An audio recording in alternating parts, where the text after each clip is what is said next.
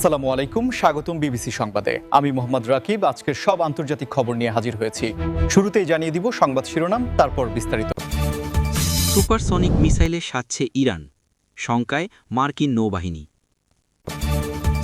যুক্তরাষ্ট্রের সঙ্গে কোনো অন্তর্বর্তী চুক্তি নয় ইরান। যুদ্ধবিধ্বস্ত ইউক্রেন পুনর্গঠনে প্রয়োজন $588 বিলিয়ন। যুদ্ধ শুরুর পর সবচেয়ে কঠিন অবস্থায় ইউক্রেন। হামলা নয়, যুদ্ধজাহাজে টয়লেট নিয়ে ব্যস্ত মার্কিন সেনারা। আসসালামু আলাইকুম, স্বাগতম জানাচ্ছি বিবিসি সংবাদে। আমি মোহাম্মদ রাকিব। এতক্ষণ শুনছিলেন সংবাদ শিরোনাম, এবার বিস্তারিত পর। সুপারসনিক মিসাইলে সাজছে ইরান, শঙ্কায় মার্কিন নৌবাহিনী।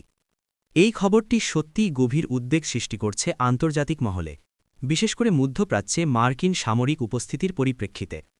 সম্প্রতি ইরান দাবি করেছে যে তারা সফলভাবে তাদের প্রথম হাইপারসনিক ব্যালিস্টিক ক্ষেপণাস্ত্র তৈরি ও পরীক্ষা করেছে। এই ক্ষেপণাস্ত্রটি শব্দের চেয়ে অন্তত 5 গুণ বেশি গতিতে উঠতে সক্ষম, যা একে ইন্টারসেপ্ট করা বা প্রতিরোধ করা অত্যন্ত কঠিন করে তোলে। ইরানের এই প্রযুক্তিগত অগ্রগতি কেবল তাদের সামরিক সক্ষমতাই বাড়াচ্ছে না, বরং এটি আঞ্চলিক ক্ষমতার ভারসাম্যেও একটি বড় পরিবর্তন আনতে পারে। মার্কিন নৌবাহিনীর পক্ষ থেকে এই বিষয়ে সরাসরি কোনো মন্তব্য না এলেও বিশেষজ্ঞদের ধারণা এটি তাদের জন্য একটি নতুন চ্যালেঞ্জ তৈরি করবে। পারস্য উপসাগর এবং হরমুজ প্রণালীতে মার্কিন নৌবাহিনীর ব্যাপক উপস্থিতি রয়েছে, এবং ইরানের এই নতুন ক্ষেপণাস্ত্র তাদের যুদ্ধজাহাজ এবং বিমানবাহী রণতরীগুলোর জন্য একটি গুরুতর হুমকি হতে পারে।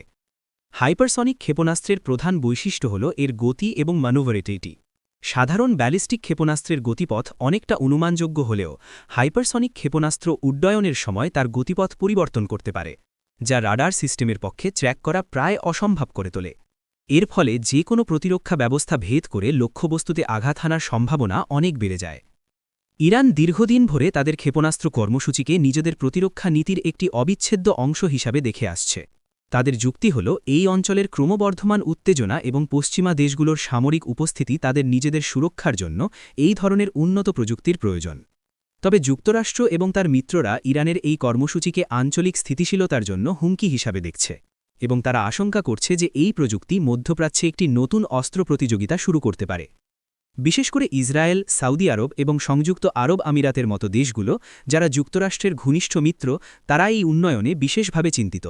তারা আশঙ্কা করছে যে ইরানের এই ক্ষমতা তাদের নিরাপত্তা ঝুঁকিতে ফেলবে। মার্কিন নৌবাহিনী এবং পেন্টাগন সম্ভবত ইরানের এই নতুন সক্ষমতা মোকাবেলায় নতুন প্রজন্মের মিসাইল ডিফেন্স সিস্টেম এবং উন্নত রাডার প্রযুক্তি নিয়ে কাজ শুরু করবে। এর মধ্যে নতুন প্রজন্মের মিসাইল ডিফেন্স সিস্টেম এবং উন্নত রাডার প্রযুক্তি অন্তর্ভুক্ত থাকতে পারে। যুক্তরাষ্ট্রের সঙ্গে কোনো অন্তর্বর্তী চুক্তি নয় ইরান। এটি ইরানের পক্ষ থেকে একটি স্পষ্ট বার্তা, যা পারমাণবিক আলোচনায় বিদ্যমান অচলাবস্থাকে আরও জটিল করে তুলেছে। গত কয়েক মাস ধরে আন্তর্জাতিক শক্তিগুলো, বিশেষ করে যুক্তরাষ্ট্র, ইউরোপীয় ইউনিয়ন এবং ইরান 2015 সালের joint comprehensive plan of action বা JCPOA বা ইরান পারমাণবিক চুক্তি পুনরুজ্জীবিত করার চেষ্টা করছে। কিন্তু বারবার আলোচনা ব্যর্থ হচ্ছে এবং প্রতিটি পক্ষের মধ্যে অবিশ্বাস বাড়ছে। ইরানের এই ঘোষণা যে তারা কোনো অন্তর্বর্তী চুক্তি করবে না, তার অর্থ হল তারা কেবল পূর্ণাঙ্গ চুক্তির দিকেই আগ্রহী, যেখানে তাদের ওপর থেকে সমস্ত নিষেধাজ্ঞা প্রত্যাহার করা হবে এবং তাদের পারমাণবিক কর্মসূচির শান্তিপূর্ণ ব্যবহারের অধিকার সুরক্ষিত থাকবে। অন্তর্বর্তী চুক্তি সাধারণত একটি স্বল্পমেয়াদী সমাধান হিসেবে বিবেচিত হয়, যা উভয় পক্ষকে কিছু ছাড় দিয়ে আলোচনা চালিয়ে যাবার সুযোগ দেয়। কিন্তু ইরান মনে করে এই ধরনের চুক্তি তাদের জন্য সুবিধাজনক হবে না, কারণ এতে তাদের ওপর থেকে সব নিষেধাজ্ঞা সম্পূর্ণরূপে প্রত্যাহার করা হবে না এবং তারা তাদের পারমাণবিক কর্মসূচিকে আরও এগিয়ে নিয়ে যেতে পারবে না। ইরানের প্রধান দাবি হল যুক্তরাষ্ট্র যেন চুক্তি থেকে তাদের প্রত্যাহারের ভুলের জন্য ক্ষতিপূরণ দেয় এবং ভবিষ্যতে এই ধরনের কোনো পদক্ষেপ না নেবার নিশ্চয়তা দেয়। অন্যদিকে যুক্তরাষ্ট্র চাইছে ইরান যেন তাদের ইউরেনিয়াম সমৃদ্ধকরণের মাত্রা কমিয়ে আনে এবং আন্তর্জাতিক পরিদর্শকদের পূর্ণ প্রবেশাধিকার দেয়। এই দুই পক্ষের ভিন্ন ভিন্ন অবস্থান এবং পারস্পরিক অবিশ্বাসী আলোচনার প্রধান বাধা। ইরানের অর্থনীতি দীর্ঘদিন ধরে মার্কিন নিষেধাজ্ঞার কারণে ব্যাপক ক্ষতির সম্মুখীন হয়েছে। তেল রপ্তানি এবং ব্যাংকিং লেনদেনের ওপর নিষেধাজ্ঞা তাদের অর্থনীতিকে পঙ্গু করে দিয়েছে, তাই তাদের প্রধান লক্ষ্য হল নিষেধাজ্ঞা প্রত্যাহার করা। তবে তারা পারমাণবিক প্রযুক্তিকে তাদের সার্বভৌমত্বের প্রতীক হিসেবে দেখে এবং এটিকে কোনোভাবেই ছাড় দিতে রাজি নয়। আন্তর্জাতিক পরমাণু শক্তি সংস্থা IAEA বারবার জানিয়েছে যে ইরান তাদের ইউরেনিয়াম সমৃদ্ধকরণের মাত্রা বাড়িয়ে চলেছে, যা পারমাণবিক অস্ত্র তৈরির দিকে নিয়ে যেতে পারে। যদিও ইরান বরাবরই দাবি করে আসছে যে তাদের পারমাণবিক কর্মসূচি সম্পূর্ণ শান্তিপূর্ণ উদ্দেশ্যে। যুদ্ধবিধ্বস্ত ইউক্রেন পুনর্গঠনে প্রয়োজন $588 বিলিয়ন। ইউক্রেনে রাশিয়ার আগ্রাসনের 1 বছরেরও বেশি সময় পার হয়ে গেছে এবং এই সময়ের মধ্যে দেশটির অবকাঠামো, অর্থনীতি এবং সামাজিক জীবন বিপর্যস্ত হয়ে পড়েছে। বিশ্বব্যাংক, জাতিসংঘ, ইউরোপীয় কমিশন এবং ইউক্রেনীয় সরকারের যৌথ উদ্যোগে প্রকাশিত এক প্রতিবেদনে এই বিশাল অঙ্কের ক্ষতির চিত্র তুলে ধরা হয়েছে। $588 বিলিয়ন এই হিসাবটি কেবল প্রাথমিক অনুমান, এবং যেহেতু যুদ্ধ এখনও চলছে, ক্ষতির পরিমাণ আরও বাড়তে পারে। এই অর্থ দিয়ে কি পুনর্গঠন করা হবে? এর মধ্যে রয়েছে হাজার হাজার বাড়িঘর, স্কুল, হাসপাতাল, রাস্তা, সেতু, বিদ্যুৎ কেন্দ্র এবং অন্যান্য গুরুত্বপূর্ণ অবকাঠামো যা যুদ্ধের কারণে ধ্বংস হয়েছে বা মারাত্মকভাবে ক্ষতিগ্রস্ত হয়েছে। ইউক্রেনের অর্থনীতির প্রায় 1/3 যুদ্ধ শুরু হওয়ার পর থেকে সংকুচিত হয়েছে এবং লক্ষ লক্ষ মানুষ বাস্তুচ্যুত হয়েছেন। তাদের আবাসন, কর্মসংস্থান এবং মৌলিক সেবা প্রয়োজন। পুনর্গঠন প্রক্রিয়া কেবল ধ্বংসস্তূপ সরিয়ে নতুন ভবন তৈরি করা নয়, এটি একটি জাতির আত্মাকে পুনর্গঠনের প্রক্রিয়াও। এর মধ্যে থাকবে মানসিক স্বাস্থ্য সহায়তা, শিক্ষা ব্যবস্থার পুনর্গঠন এবং দীর্ঘমেয়াদী অর্থনৈতিক স্থিতিশীলতা নিশ্চিত করা। বিশ্বব্যাংকের মতে সবচেয়ে বেশি ক্ষতিগ্রস্ত হয়েছে পরিবহন খাত, আবাসন খাত এবং জ্বালানি খাত। এসব খাতে শত শত বিলিয়ন ডলারের ক্ষতি হয়েছে। এই বিশাল অঙ্কের অর্থ কোথা থেকে আসবে? এটি একটি বড় প্রশ্ন। আন্তর্জাতিক সম্প্রদায় ইউক্রেনকে সহায়তা করার প্রতিশ্রুতি দিয়েছে, কিন্তু এত বড় অঙ্কের অর্থ সংগ্রহ করা একটি বিশাল চ্যালেঞ্জ। এর মধ্যে থাকবে বিভিন্ন দেশ থেকে অনুদান, আন্তর্জাতিক ঋণ এবং বেসরকারি বিনিয়োগ।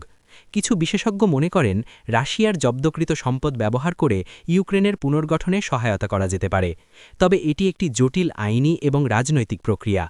ইউক্রেনের প্রেসিডেন্ট ভলোডিমির জেলেন্সকি বারবার আন্তর্জাতিক সম্প্রদায়কে ইউক্রেনের পুনর্গঠনে সহায়তা করার আহ্বান জানিয়েছেন। তিনি বলেছেন, ইউক্রেনের পুনর্গঠন কেবল ইউক্রেনেরই নয়, বরং পুরো ইউরোপ এবং বিশ্বের স্থিতিশীলতার জন্য গুরুত্বপূর্ণ। ইউক্রেনের জনগণ রেজিলিয়েন্স এবং দৃঢ়তার এক অবিশ্বাস্য উদাহরণ স্থাপন করেছে, কিন্তু তাদের সামনে রয়েছে এক দীর্ঘ এবং কঠিন পথ। এই পুনর্গঠন প্রক্রিয়া কয়েক দশক ধরে চলতে পারে। যুদ্ধ শুরুর পর সবচেয়ে কঠিন অবস্থায় ইউক্রেন রাশিয়া সংঘাতের 1 বছর পার হলেও পরিস্থিতি ক্রমশ জটিল থেকে জটিলতর হচ্ছে।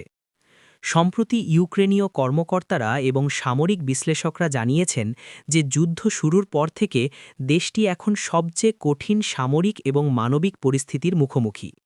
এর পেছনে বেশ কয়েকটি কারণ রয়েছে।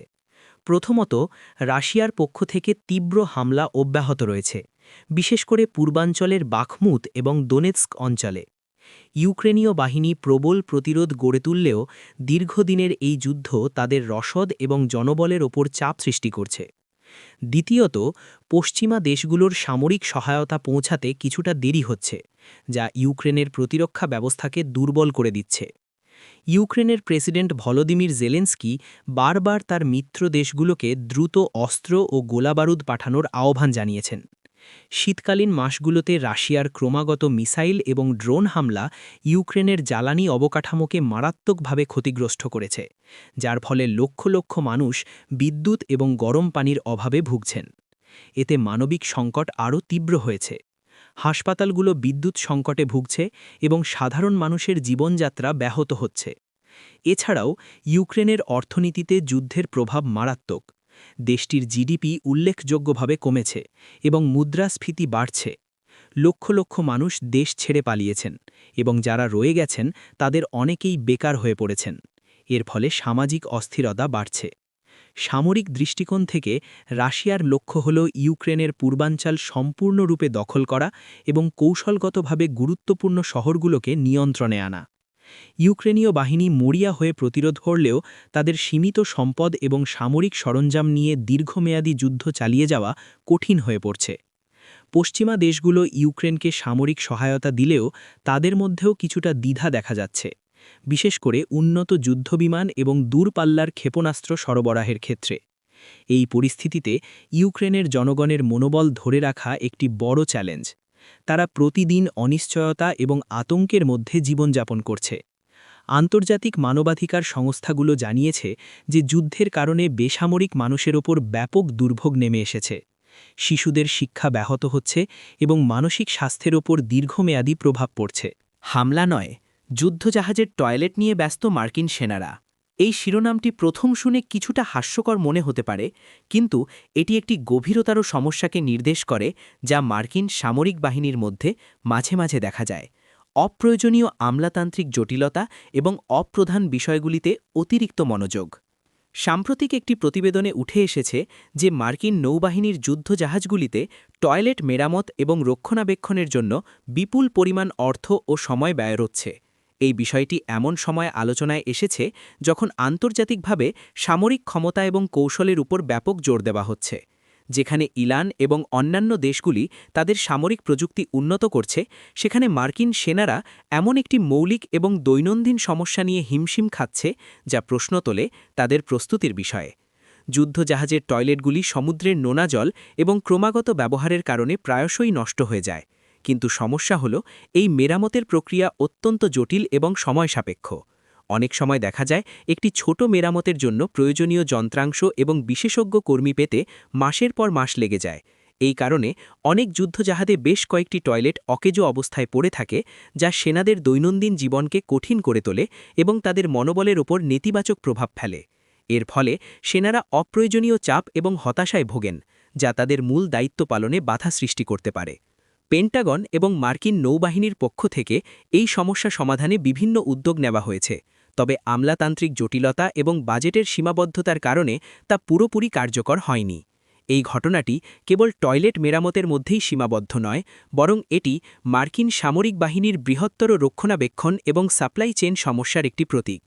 যখন সেনাদের যুদ্ধক্ষেত্রে প্রস্তুত থাকতে হয়, তখন তাদের এমন মৌলিক সুবিধা নিয়ে চিন্তা করতে হলে তা তাদের কর্মদক্ষতাকে প্রভাবিত করে।